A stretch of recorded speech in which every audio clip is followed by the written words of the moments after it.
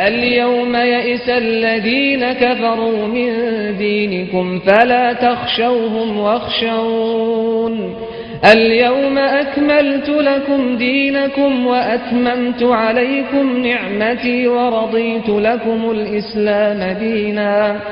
بسم اللہ الرحمن الرحیم الحمد للہ رب العالمین وصلی اللہ علی محمد وآلہ الطاہرین ولعنۃ اللہ علی اعدائهم اجمعین الى قیام یوم الدین. وقال سبحانہ وتعالی هو الذی بعث فی الامیین رسولا منهم یتلو علیہم آیاته ویزکیہم ویعلمهم الکتاب والحکمہ وان كانوا من قبل لفی ضلال مبین.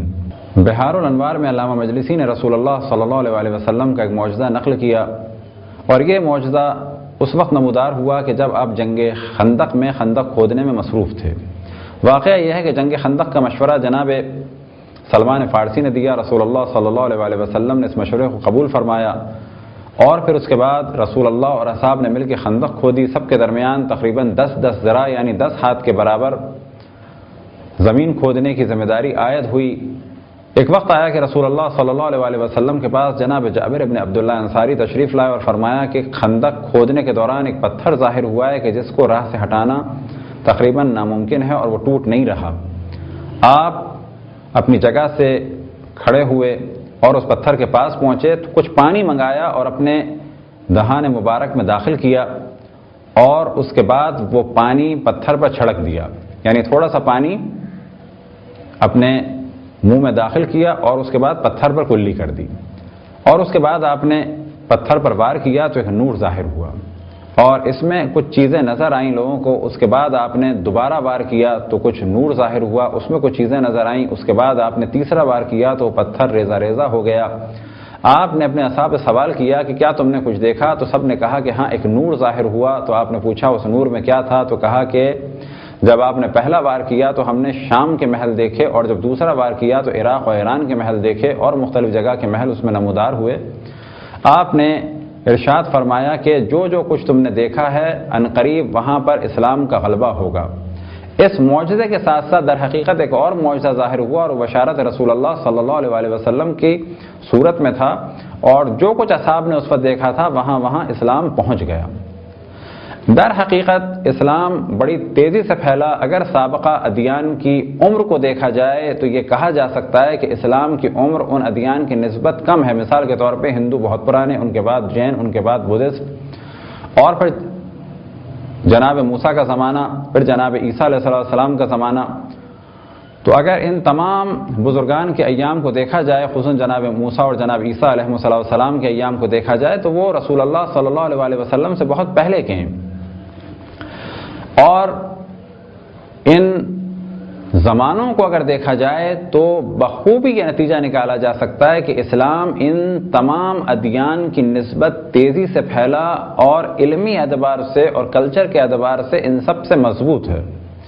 البتہ یہ ذہن میں رکھیں کہ تعلیمات اسلام الگ چیز ہے، اور اگر کہیں کوئی مسلمان حاکم عمل نہ کریں، اپنے ممالک کے ساتھ خیانت کریں، تو یہ الگ چیز ہے. یہاں یہ نہیں کہا جا سکتا کہ اسلامی ممالک کا جو حال ہے وہ اسلام کی وجہ سے، بلکہ کہا جائے گا اسلامی ممالک کا جو حال ہے وہ ہمارے غلط قسم کے حاکموں کی وجہ سے ہے. معجزات رسول اللہ تو بے شمار ہیں، اور انہی معجزات میں سے ایک معجزہ خود جسم اطہر رسول اللہ ہے. اور ہر عضو رسول اللہ در حقیقت ایک اللہ سبحانہ و تعالیٰ کی عظیم نشانی ہے کہ جس سے معجزات ظاہر ہوتے ہیں. اس جانب پہلے بھی ہم نے توجہ دلائی کہ رسول اللہ صلی اللہ علیہ وسلم کی تمام زندگی معجزات سے بھرپور ہے. زندگی کے ہر مرحلے میں خداوند تبارک و تعالیٰ نے انسانوں کی ہدایت کے لیے عجیب و غریب جلوے ظاہر کیے، معجزات ظاہر کیے، تاکہ کہ جب نبوت کا سلسلہ ختم ہو جائے تو لوگ یہ نہ کہہ سکیں کہ ہم تک ہدایت نہیں پہنچی. رسول اللہ صلی اللہ علیہ وسلم کے دہن مبارک کا یہ کمال کہ اگر آپ پانی پی کے کسی کنویں میں ڈال دیں کہ جو خشک ہو چکا ہو تو وہ بھر جائے، اور اگر وہی پانی آپ کسی کھارے کنویں میں ڈال دیں تو وہ میٹھا ہو جائے.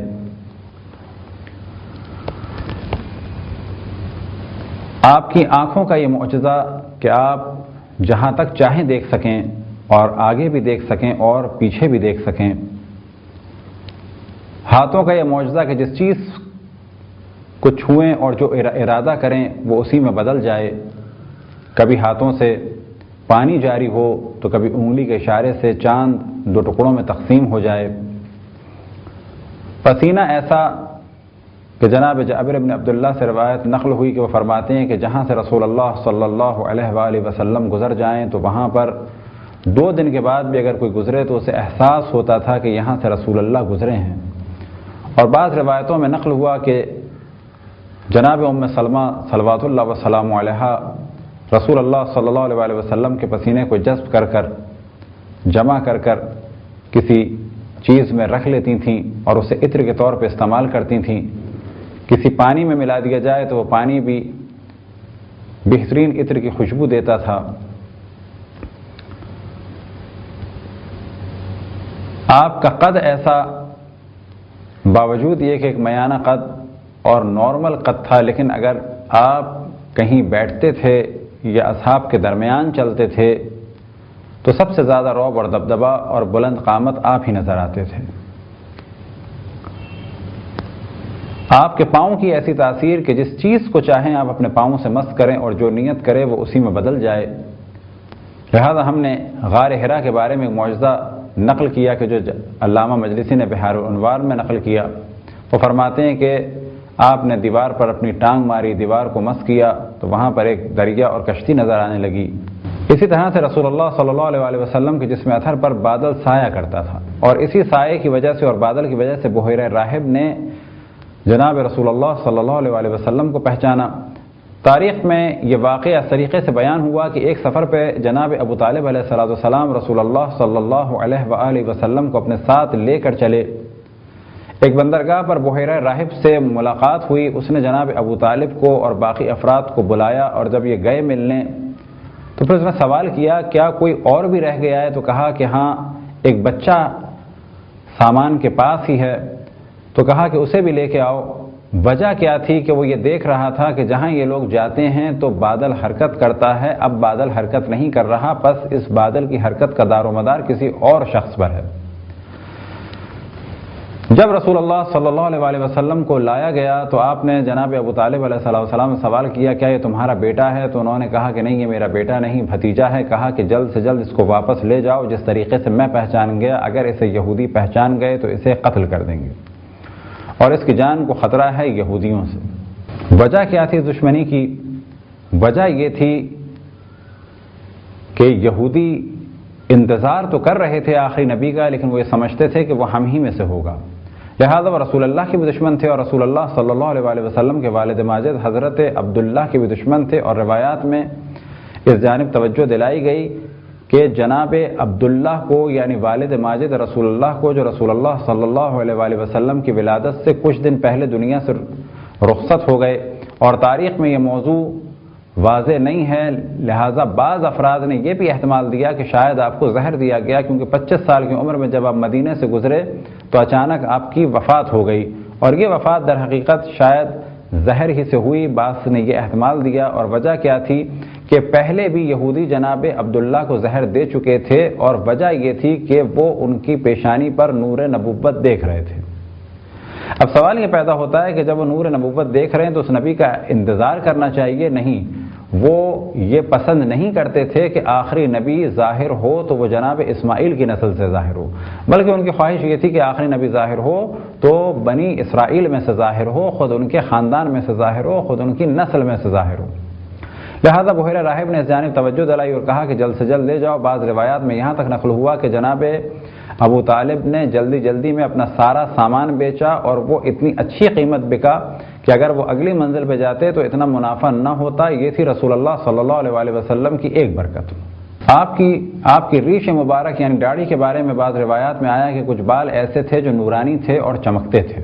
آپ کی پشت مبارک کی خصوصیت یہ کہ اس میں مہر نبوت تھی۔ آپ کا شکم مبارک ایسا کہ جس کے لیے بعض جگہ بیان ہوا کہ اگر اس پر پتھر باندھ لیا جائے تو پھر آپ کو بھوک محسوس نہیں ہوتی تھی۔ آپ جس جانور پہ بھی بیٹھ جاتے تھے اگر وہ مریض ہوتا تھا تو وہ صحیح ہو جاتا تھا، جیسے کہ جناب حلیمہ سعدیہ کا گدھا بیمار تھا، لیکن جیسے ہی وہ آپ کو لے کر اس گدھے پر بیٹھی تو اس گدھے کی کیفیات صحیح ہو گئیں، جو بیماری تھی وہ ختم ہو گئی، اور کمزور گدھا تھا لیکن وہ ایک طاقتور گدھے میں بدل گیا۔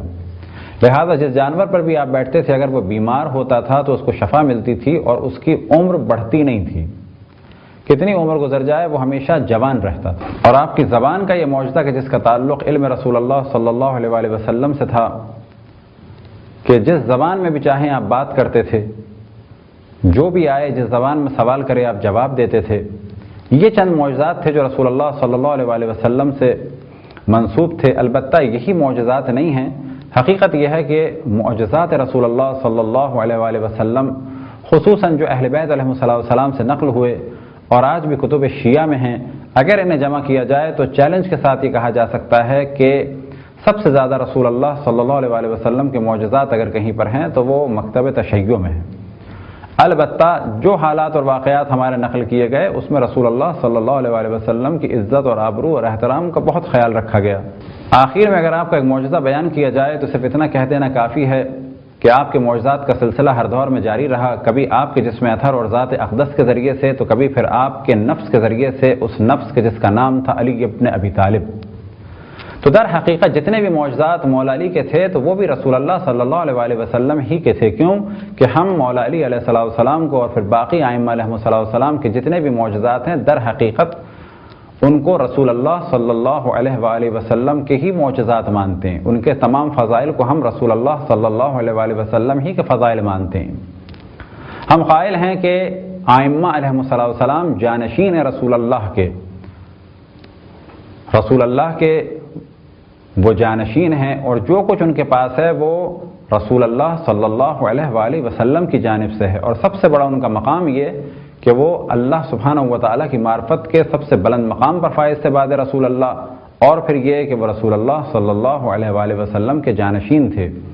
بس جو بھی بیان کیا جائے ائمہ اہل بیت علیہ السلام کے لیے، خصوصاً مولا علی علیہ السلام کے لیے، تو یاد رکھیں کہ وہ ان کے فضائل تو ہیں لیکن در حقیقت وہ فضائل ہیں رسول اللہ صلی اللہ علیہ وآلہ وسلم کے۔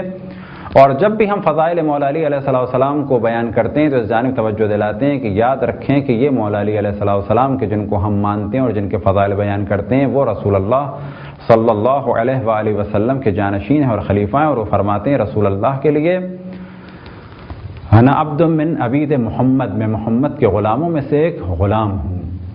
یہ مختصر سی گفتگو تھی رسول اللہ صلی اللہ علیہ وآلہ وسلم کے معجزات کے بارے میں۔ خداوند تبارک و تعالیٰ سے دعا ہے کہ ہمیں اپنے رسول، اپنی حجتوں، خصوصاً امام زمان علیہ السلام کی معرفت اور اطاعت کی توفیق عطا فرمائے۔ وصلی اللہ علی محمد و آلہ الطاہرین۔